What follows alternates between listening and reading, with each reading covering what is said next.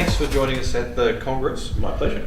Why should businesses be concerned about national productivity?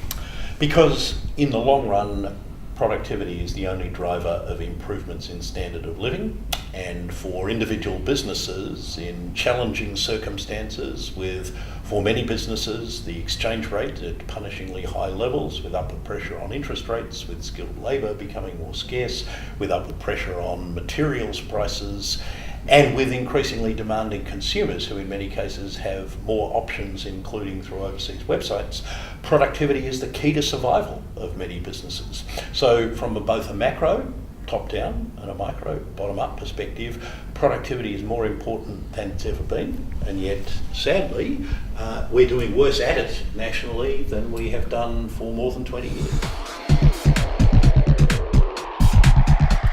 Productivity growth actually doesn't happen as a result of government policy. It happens as a result of the decisions that hundreds of thousands of managers of businesses and the workforces they employ take with a view to organising work more efficiently, to bringing in new technology, to changing work practices, to producing new goods and services or old goods and services in different ways. And in order to make those decisions, people have to be prepared to take risks. But we have become, over the last decade, a society in which tolerance of risk has fallen to zero.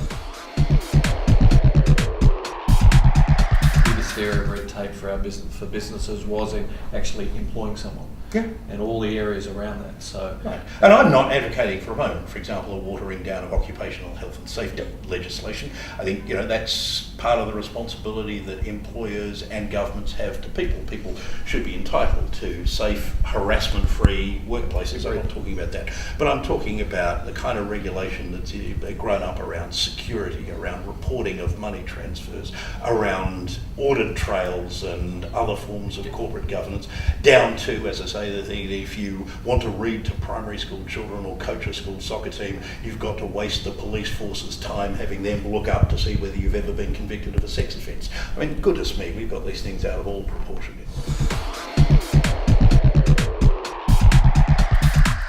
how important, one way or the other, is getting the issue of workplace reform back on the agenda? I think it will come back onto the agenda over the next 12 to 24 months, depending on the extent to which some of the wage increases that mining and engineering construction unions are undoubtedly going to win from employers who can afford to pay them, spread into other parts of the economy where employers can't afford to pay even 4% wage increases. And at the moment, it's only an ideological or theoretical proposition.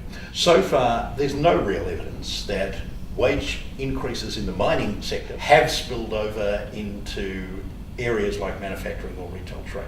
Similarly, there's no evidence that the somewhat larger increases on average that are being obtained by workers in Western Australia are spilling over into, say, Victoria, New South Wales or Tasmania.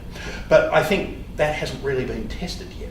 The coming 2 financial years will see some significant enterprise bargaining agreements being renegotiated under different rules that applied over the previous decade. And so if that leads to significant amounts of industrial disputation and downtime, or to wage increases that can't be afforded by their employers and thus in turn lead either to unemployment or higher inflation or both, and of course if it does lead to higher inflation it'll lead to higher interest rates and hence to higher unemployment, then I think the issue of workplace relations, industrial relations will come back onto the agenda.